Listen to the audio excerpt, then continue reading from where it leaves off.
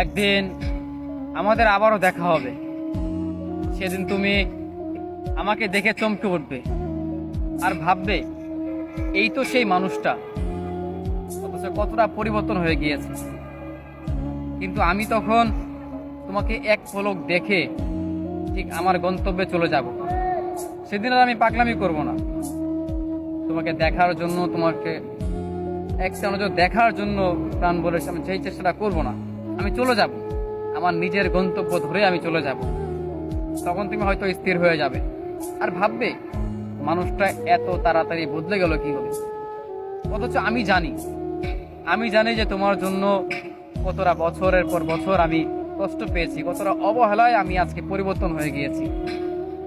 হয়তো পাশে আমার থাকবে অন্য কোনো মানুষ, তোমার পাশে হয়তো অন্য কোনো মানুষ থাকবে, দুজনই হয়তো একটা ভিন্ন মানুষের সঙ্গে থাকবো। অথচ তুমি তখন এটা ভাববে যে মানুষটা আমাকে ছাড়া থাকতেই পারতো না, বলতো, কান্না করতো, আজকে কেন সে পরিবর্তন হয়ে গেছে। অথচ তখন আমি চলে যাব ঠিকই, কিন্তু মনে মনে তখন আমি তোমাকে ভালোবেসে যাব।